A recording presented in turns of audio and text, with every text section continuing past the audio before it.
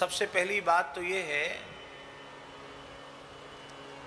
कि हमारी दृष्टि प्राकृत है, इसलिए ब्रजभूमि प्राकृत हमें दिखाई पड़ रही है। दृष्टि अप्राकृत हो जाए तो ये ब्रजभूमि प्राकृत है ही नहीं। यहाँ ब्रह्मा जी की सृष्टि की कोई वस्तु नहीं है, कोई व्यक्ति नहीं है, कोई पदार्थ नहीं है, सब कुछ दिव्य है।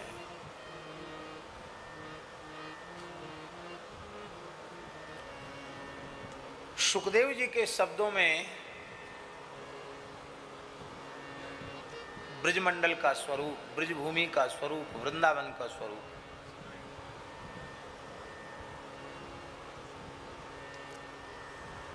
सत्यम ज्ञानमनंतं यद् ब्रह्म ज्योतिः सनातनम् यद्धि पश्यन्ति मुनयो गुणापाये समाहिता। बाबा बहुत प्यारा शब्द है। कथा तो आप सब जानो ही हो कि वरुण के दूत श्री नंद बाबा को वरुण लोक ले गए। क्यों ले गए, काई को ले गए, तो सब बात आप जानो ही हो, तो कहने की आवश्यकता नहीं है। और जब ठाकुर जी अपने बाबा को वरुण लोक ते लेके आए तो ब्रजवासिन ने बाबा को घेर लियो और बाबा ते पूछवे लगे कि बाबा तू अपने सवरे कपड़ा लत्ता अपनी पोशाक जमुना जी के तीर पे धर के गयो, अपनो लोटा सोटा सब जमुना जी के पुलिन में पधराए के गयो, तेरे सवरे धारण करवे की सामग्री तो यहीं पर ही भई है और तू इतने बढ़िया पोशाक पहन के कहाँ ते आयो, इतने बढ़िया बढ़िया लत्ता पहन के कहाँ ते आयो, ये चमक मार रही है, ये इतने आभूषण पतो नहीं कहाँ की मणि अन्य धारण करके तू आयो है, कितने बढ़िया तेरी पाग बंध रही है, मुकुट बंध रहे हो। बाबा सांची बता तू कहाँ ते आयो और तेने ये जादू टोना कबते सीख लियो कि तू निकसो तो जमुना जी के जलते बाहर और तेरे शरीर पे पानी की एक बूंद ना है, ये जादू टोना तू कबते सीख गयो। बाबा बोले भैया कछु मत पूछो, हम तो ये कन्हैया है साधारण ही समझे, पर ये साधारण ना है,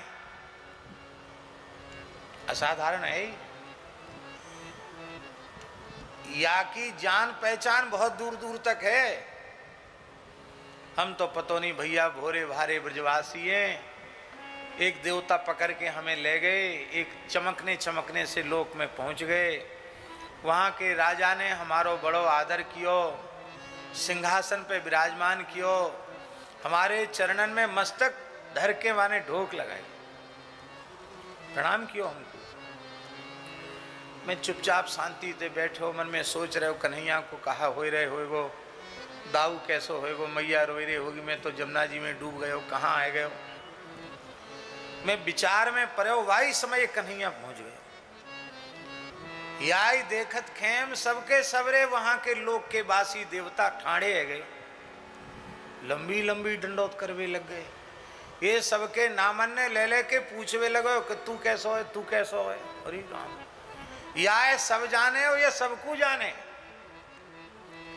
वहां के राजा ने तो या के चरण धोए, चरणामृत लियो, अभिषेक कियो, बड़ो जोर को पूजन भयो और या के पिता है वे के नाते हमारो पूजन हो। वहीं ते लत्ता कपड़ा पहन के आए, वहीं ते ये सब मणि जटित आभूषण धारण करके आए।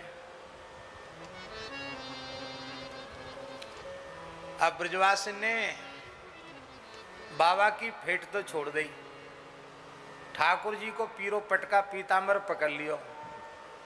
ले च्योरे कन्हैया तेने अपने बाबाए तो दिव्य लोक के दर्शन करा दिए, हमका तेरे 10 दुश्मन है, शत्रु हैं तेरे, तेने हमें को लोक ना दिखाया, अरे जमलोक ही दिखाई दे तो कम से कम। ठाकुर जी हंसते हंसते बोले भैया जमलोक तो वे देखें जो हमते विमुख हैं, तुम सब काहे को जमलोक देखोगे? तो सखा बोले, देख कन्हैया अब ज्यादा इधर उधर की बातन ने मत बनावे। गर्गाचार्य जी, सांडिल्य जी, नारद जी सबके सब ब्रज में आवे और तुए साक्षात नारायण बतावे। तेने अपने बाबा को दिव्यलोक के दर्शन कराए और तू सांच माच को नारायण है तो अब वो संदेह है। हमारे संग हियो हियो करे, गैया चरावे, ये काय को नारायण? बोले यदि तू सांच माच को नारायण होए तो हमें बैकुंठ के दर्शन करा, और यदि तेने बैकुंठ के दर्शन ना कराए ना तो हमारी तेरी कुट्टी। हाँ, न तेरे संग खेलेंगे, न खामेंगे, न गैया चरामेंगे, तेरो बहिष्कार। ठाकुर जी उदास हो गए। अब काय को मोड़ो लटकाए लियो।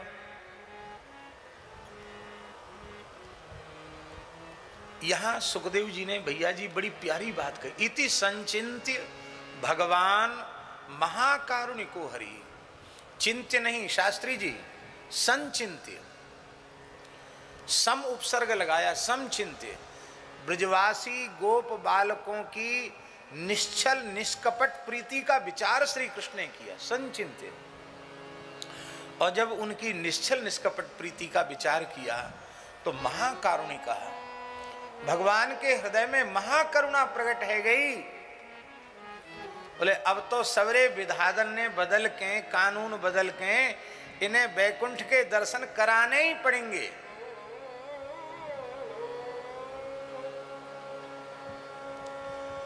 आहा, इस प्राकृत शरीर के रहते हुए उस त्रिपाद विभूति अप्राकृत दिव्य धाम का दर्शन संभव नहीं है, मर्यादा है। जब तक शास्त्री जी, जब तक संपूर्ण प्रतिबंधक सर्वथा समाप्त नहीं होते तब तक देह बंधन नहीं छूटता है। और सर्वथा देह बंधन का अर्थ समझे शास्त्री जी, केवल ये देह नहीं, सूक्ष्म देह और कारण देह। जब तक सूक्ष्म देह है, कारण देह, तब तक देह का बंधन नहीं छूटा।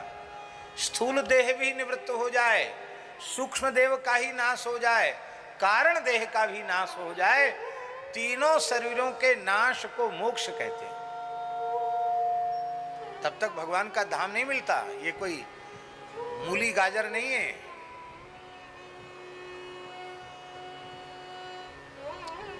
चाहिए अमी जुग जुरई न छाछी, अमृत पीना चाहते हैं, छाछ भाग्य में नहीं है।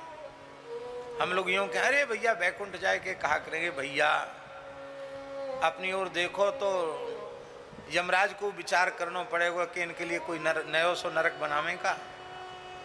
ये हालत है अपनी, और हम लोग बातें लंबी चौड़ी करते हैं। एक संस्कृत की कहावत है गुसाई जी, एतान न्यमलानि द्राक्षा फलानि। सुनी कभी नहीं सुनी? एतान न्यमलानि द्राक्षा फलानि। एक लोमड़ी, लोमड़ी तो जानो, सियार की घरवारी, सियारिन। तो लोमड़ी बिचारी दिन भर की भूखी प्यासी, कोई शिकार मिलो नहीं, खाए हुए पीवो को कछु डोल बैठो नहीं। संध्या के टाइम एक अंगूर की लता दिखाई पड़ी। एक वृक्ष के ऊपर अंगूर की लता फैली हुई थी, बड़ी बड़ी खुश भई। बोले उपवास तो खूब जोर को भयो, पर जय हो राधा रानी, तेने पारण की व्यवस्था भी बहुत अच्छी करी, क्या बढ़िया अंगूर हैं। बस नेक छलांग लगाई कि अंगूर मिलेंगे। पर पूरी रात उछलती कूदती रही सियारिन, उसको अंगूर नहीं मिले। तब तमाम वन्य जीव इकट्ठे हो गए, उन्होंने घेर लिया उसको कि क्या कर रही हो रात भर से। ऐसे ही कूद रही थी, क्या कहते हैं उसको, योगा कर रही थी, आज की भाषा में कहो। आज की भाषा में कहो तो योगा कर रही थी, योग नहीं योगा, योगा कर रही थी। नहीं नहीं झूठ बोल रही हो, योगा कर रही थी। अंगूर खाने की फिराक में थी पर अंगूर तो तुझे मिले नहीं। बोले हम अंगूर तुमने जान के नहीं खाए। क्यों? एतान न्यमलानी द्राक्षा फलान, ये खट्टे इसलिए नहीं खाए। मैं तो उछल कूद रही थी, थोड़ा शरीर स्वस्थ कर रही थी। अंगूर खाने का प्रयास तो रात भर किया, पर लोगों के बीच में कहा कि ये तो अंगूर खट्टे थे इसलिए मैंने नहीं खाए। यही हालत है हम लोगों की।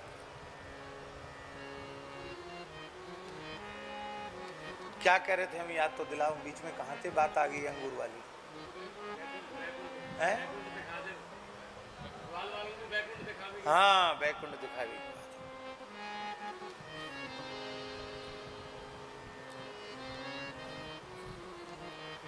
तो महाकारुणिको हरि।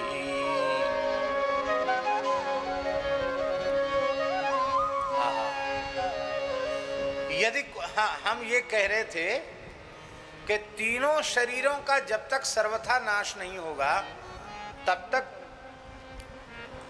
मुक्तावस्था प्राप्त नहीं, तब तक मुक्त नहीं होगा।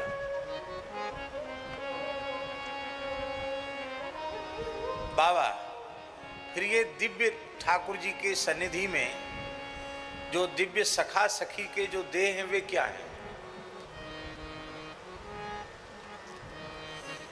वे देह जैसे दिखने पर भी देह नहीं है। ये तो नित्य सिद्ध वपु है और ये कर्म निर्मित नहीं है। जैसे भगवान का दिव्य श्रीअंग कर्म निर्मित नहीं है, ऐसे ही उपासकों के रसिकों के जो सिद्ध उपासना में देह हैं वे भी कर्म निर्मित नहीं है। तब वे क्या हैं शास्त्री जी? जैसे शुद्ध सच्चिदानंद श्री कृष्ण हैं, उनका देह चिदानंदमय देह तुम्हारी, ऐसे ही सच्चिदानंदमय उनके गोप हैं, सच्चिदानंदमयी उनकी गोपी हैं। सब कुछ धाम में सच्चिदानंदमय है, वहां ब्रह्मा जी की सृष्टि का कुछ भी नहीं है।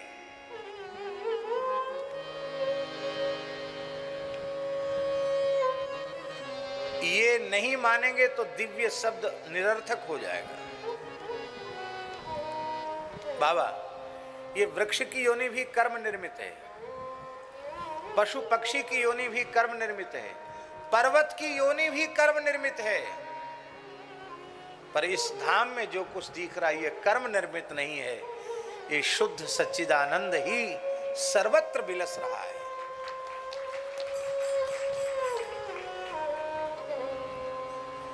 यहाँ के लता पता वृक्ष पशु पक्षी कीट पतंग स्त्री पुरुष सब चिन्मय है। पर क्या करें, हम लोगों की दृष्टि प्राकृत है, इसलिए प्राकृत दृष्टि होने के कारण ये प्राकृत जगत हमें दिखाई पड़ रहा है। तब इनको कैसे उसका दर्शन हो? देह के रहते हुए, कर्म के रहते हुए। तो आगे शब्द है हरि ही इति संचिन्त्य भगवान महाकारुणिको हरि ही। हरि ही का अर्थ है यदि कोई कर्म ऐसा प्रतिबंधक बन रहा है कि ये ब्रजवासी नित्य धाम में न पहुंच सकें, तो भगवान तो हरि हैं, हरण कर लेने वाले हैं। भगवान ने कर्म राशि का हरण कर लिया और संकल्प मात्र से संपूर्ण ब्रजवासियों को अपने नित्य गोलोक वैकुंठ में भेज दिया। अब ध्यान दें जो बात हम कहना चाहते हैं। ब्रजवासी इस धाम को प्राकृत समझ रहे और वैकुंठ गोलोक को दिव्य अपराकृत समझ रहे, पर ठाकुर जी इस लीला के माध्यम से अनुभव कराना चाहते हैं कि उस नित्य गोलोक में और इस धरती पर विराजमान गोलोक ब्रजभूमि में अणु मात्र भी अंतर नहीं है। ये यही है, जो वो है वो ये है, जो ये है वो है। और इतना ही नहीं, चलो हम जो मुंह में आ रहा सोई कह देते हैं, यदि हमसे पूछो तो उससे भी श्रेष्ठ ये है, क्योंकि उसमें दौर्लभ्य है और इसमें सौलभ्य है। हमारे यहाँ एक दोहा प्रसिद्ध है वृंदावन में, स्वामी श्री हरिदास जी की परंपरा में। वृंदावन वैकुंठ को तोल्यो श्री हरिदास, वृंदावन वैकुंठ को तोल्यो श्री हरिदास, भारी सो ऊपर रह्यो हल्को गयो आकाश। तराजू में जो पलड़ा भारी होता है वो जमीन पर चिपक के रहता है, और जो हल्का होता वो एकदम ऊपर चला जाता है। तो कहते दोनों एक ही हैं, पर जो भारी था वो यहाँ रह गया, और जो हल्का वो इतने ऊपर पहुंच गया, महाराज ब्रह्मलोक से भी ऊपर पहुंच गया, प्रकृति मंडल के बाहर पहुंच गया। पर इस धाम का दर्शन कब होता है? इस धाम का दर्शन तब होता है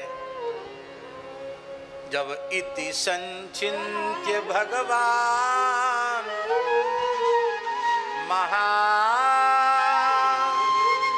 महाकारुणिको हरि,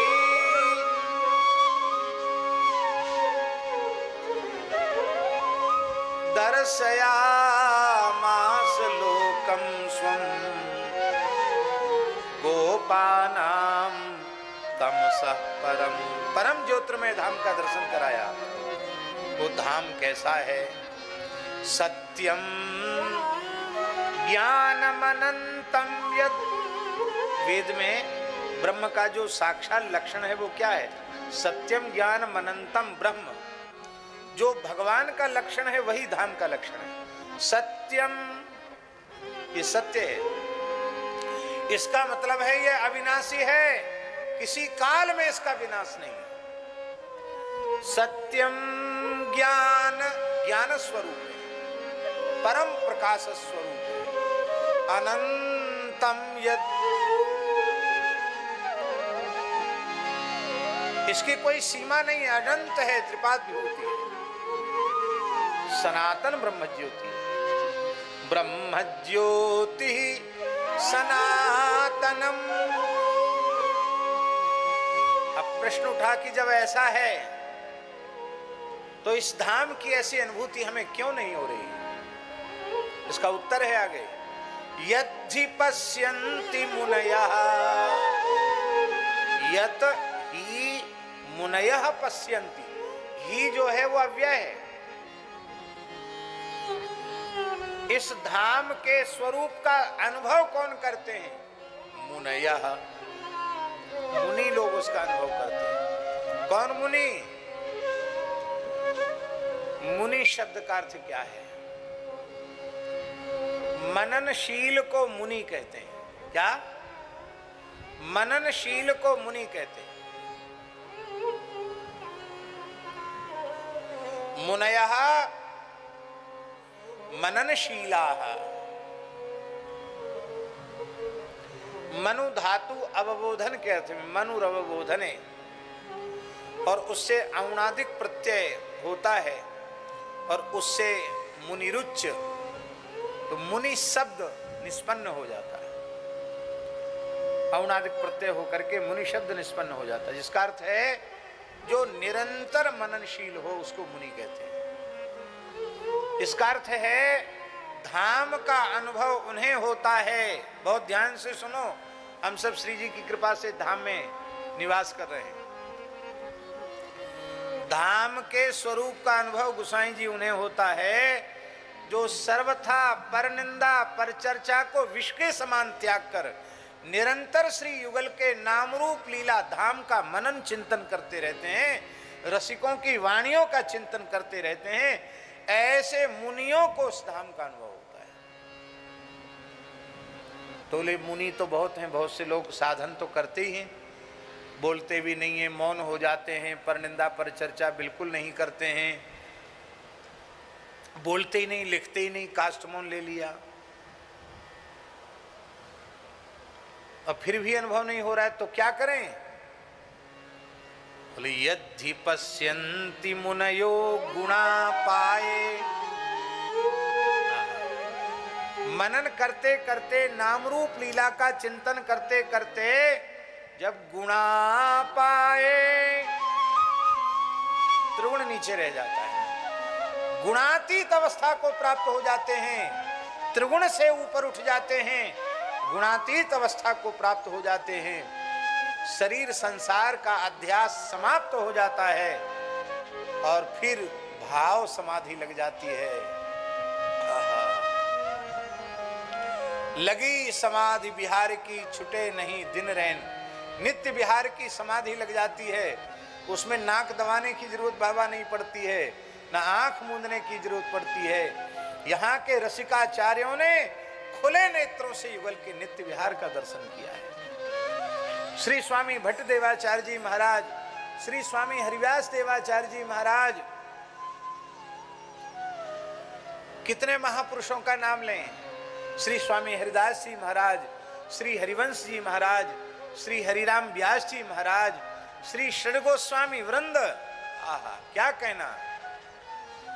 इन समस्त रसिकाचार्यों ने अपलक नेत्रों से इस नित्य धाम के नित्य विहार का अनुभव किया। यद्धि पश्यन्ति मुनयो गुणा पाए समाहिता। ये जो स्वरूप है ना, वो इसी धाम के स्वरूप का वर्णन है, क्योंकि अभी हमने कहा जो वो है वो ये है, जो ये है वो है, भेद नहीं है। पर ब्रजवासी भेद मान रहे, वो या तो साधारण समझ रहे और को दिव्य लोक की कल्पना कर रहे। और मूल में देखना राधाप्री जी, मूल भागवत जी में नंद आदि ब्रजवासी स्पष्ट लिखा है, कृष्ण को वहां उन्होंने देखा। कृष्णम च तत्र छंदोभिः स्तूयमानम सुविस्मिता। जैसे कथावाचक लोग कहते हैं ना, वहां चतुर्भुज के चार भुजा के बैठे, वो नहीं, कृष्ण को देखा वहां। इसका मतलब वो भगवान का नित्य गोलोक ही था। कृष्णम च तत्र छंदोभिः स्तूयमानम, श्री कृष्ण की वेद की ऋचाओं से स्तुति हो रही थी। सखा बोले भैया हम तो कन्हैया बिल्कुल साधारण समझ रहे, यहाँ तो बड़े दिव्य सिंहासन पर बैठो भाई, यहाँ की बड़ी जोर की आरती पूजा है रही है, बड़ी बड़ी स्तुति है रही है यहाँ की। और आखिर है चाहे जितने बड़ो हो, है तो हमारो बालपन को सखा, यहाँ के सामने खूब माखन मिश्री खाई, चोर चोर के दधी लूट लूट के खायो, गैया चराई, बछड़ा बछिया चराए, ऐ तो हमारो ही सखा, चाहे जितने बड़ो हो याते कहा है, चलें याते मीठी मीठी दो बात करके आवे। सो जैसे ही आगे बढ़े, वहां भगवान के धाम के पार्षदों ने रोक दिया, बोले ये गोलोक है, ये ब्रज नहीं है कि चाहे जहां धसे चले जाओ, ये गोलोक है। हाँ यहीं ते हाथ जोड़ लो, जाकू वे इशारों करें, कृपा करके अपने निकट बुलाएं, वही जा सके वहां।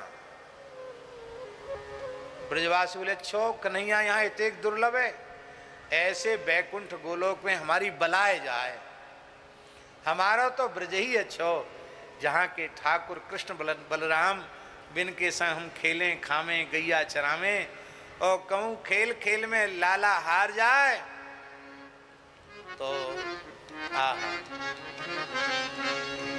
उवाह भगवान कृष्ण श्रीदामानं पराजिता। सुखदेव गुरुदेव जी कह रहे हम कोई मिलावटी बात नहीं बोल रहे। उवाह ढो रहे हैं। किसको ढो रहे हैं? श्री कृष्ण। श्रीदामानम,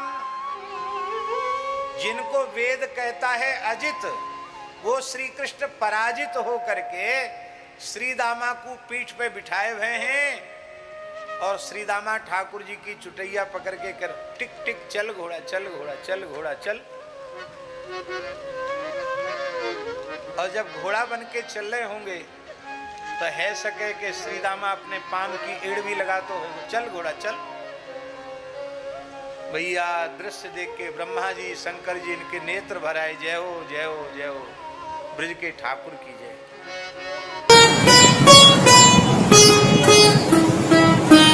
श्री सीताराम प्रतिदिन सत्संग एवं दर्शन के लिए श्री महाराज जी के ऑफिशियल चैनल को जरूर सब्सक्राइब करें।